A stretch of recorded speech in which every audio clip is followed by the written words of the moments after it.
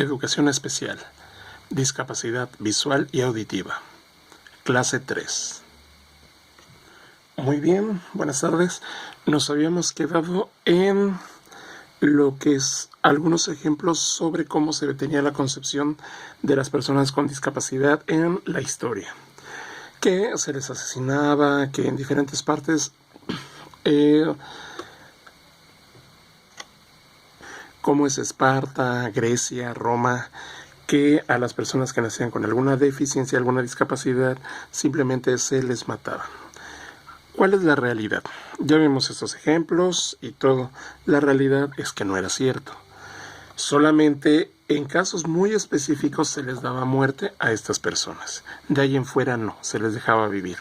No sé si recuerdan a Pitágoras, donde dice, fue el primero en dar una explicación de la audición basada en el fenómeno físico de la resonancia. Y lo que es Heráclito, donde dice, Heráclito realizó la primera jerarquización de los sentidos, las cuales fueron determinantes en el trato y la oportunidad que recibieron los ciegos y los sordos. Entonces, estamos hablando del 540 al 475 a.C., que a partir de ahí sí se les daba otra oportunidad. Aquí lo explica, que sí se les dio un trato diferente, no como la idea o concepción de que se les asesinaba. Para ver algunos ejemplos está Ivar Ragnarsson, 787 al 873. No sé si vieron ustedes la serie de Vikingos, los que la hayan visto, que Ivar el Deshuesado, como se le conocía, fue hijo de Ragnarok, el cual nació con una deficiencia, con una discapacidad. Entonces, en ese tiempo, como ellos eran una raza guerrera, una raza vikinga, se supone que se les asesinaba, ¿no? La realidad es que no.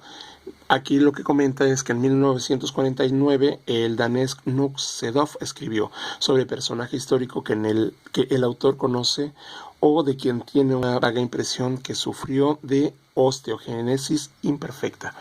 Podemos nombrar a Ivar Benlux, el hijo mayor del legendario rey danés Ragnar Lothbrok. Se conoce citas que hablan de sus piernas de cartílago o falta de hueso, que le incapacitaban para caminar y debía ser transportado encima de un escudo. Cuenta la historia de que Ivar el Deshuesado fue una persona que fue muy sanguinaria y fue uno de los mejores guerreros que hubo. Y al nacer no se le asesinó.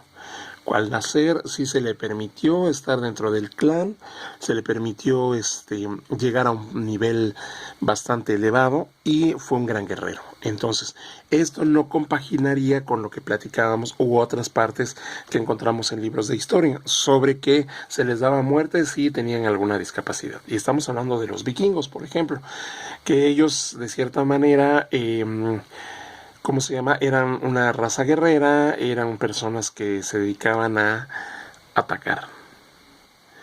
Por ejemplo, lo que eran los espartanos, que igual se supone que buscaban la perfección, pero aquí hay una situación. ¿Cuál es esa situación? El enfoque es lo que platicábamos hace tiempo sobre el presentismo. Trata de ver el pasado con ojos del presente. Entonces, y el anacronismo. Como en algunos textos se dice que así se hacía, no significa que fuera cierto. ¿A qué me refiero? Si eran una raza guerrera, ¿cómo regresaban? ¿Iban, guerreaban y cómo regresaban? ¿Completos? No, regresaban muchos con alguna discapacidad. Algunos sin hombros, algunos sin piernas, algunos sin brazos, con heridas graves, y ellos tenían que aprender a vivir con esa discapacidad. No por eso eran menos o no por eso se les mataba.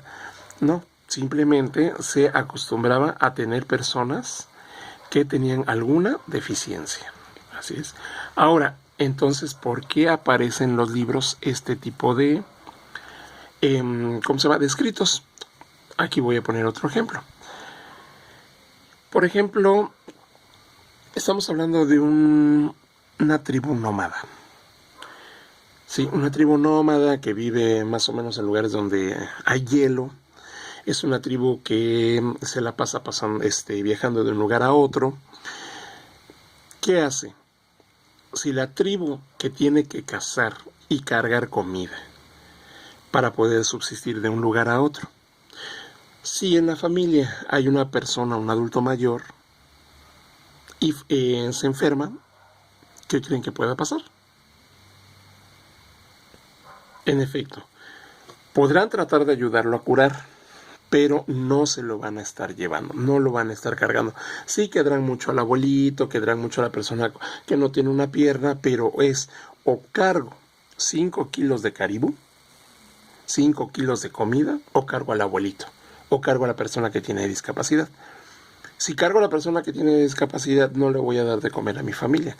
Entonces ahí es donde se tomaba ese tipo de decisiones de abandonar a las personas que tenían alguna deficiencia o a las personas adultas mayores, que ya ocasionaban un peligro para la propia familia, para la subsistencia.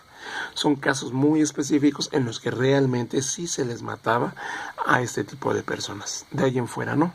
De ahí en fuera se les daba un trato diferente. Claro, como todo, con sus excepciones. Todo esto es importante porque lo que es la historia actual, en cómo vemos las cosas, en cómo las personas tratan a las personas con discapacidad, está muy arraigado de todo este tipo de anacronismos que traemos arrastrando. Más adelante voy a poner algunos ejemplos.